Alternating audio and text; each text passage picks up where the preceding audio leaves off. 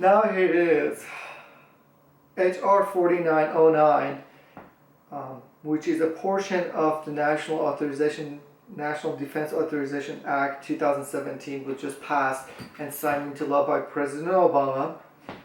It passed the House by overwhelming majority. It did pass the Senate as well by overwhelming majority. So it was veto-proof. Regardless, the president was going to sign it into law anyway. What is disturbing the most is how it would limit the press and the freedom of speaking up. What it highlights is identifying current and emerging trends in foreign propaganda and disinformation based on information provided by appropriate intelligence entities and responsibility for such information, including information obtained from print, broadcast, online, and social media, supporting third-party outlets such as think tanks and political parties and so on.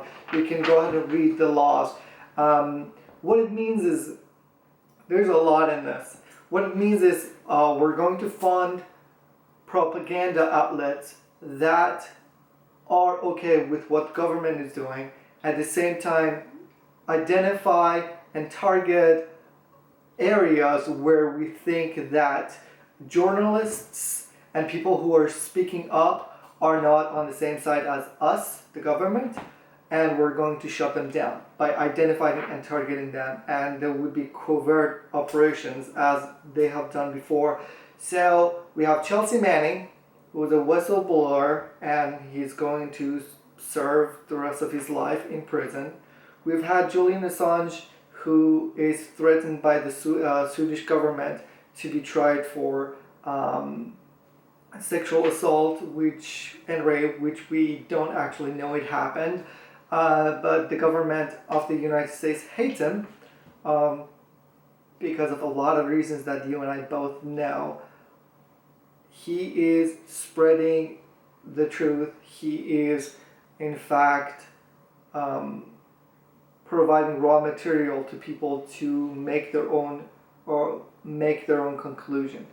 Now, organizations like Al Jazeera, RT, The Guardian, and other news outlets could be very easily targeted because they're not based in the United States.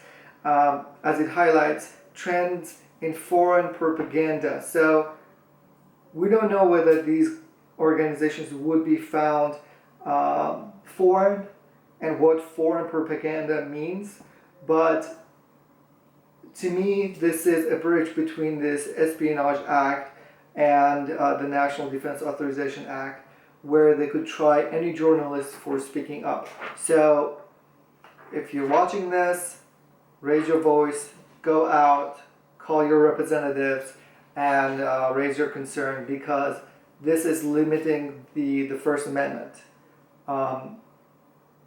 We hear a lot about Second Amendment. We don't hear enough about the First Amendment.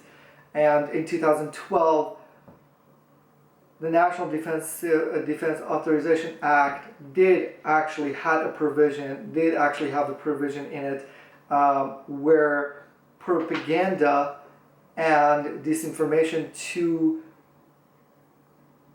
misinform the public became law. And now the 1948 law that prevented the government from using propaganda methods to sway the public's ideology and way of thinking about specific issues was just repealed before this law was passed. So it's essential to know that journalists, independent journalists like me and a lot of others who have picked up the camera and want to make a difference are going to have a hard time doing it if we can't make sure that this law is either repealed or is not going to take effect. All right, see you guys later.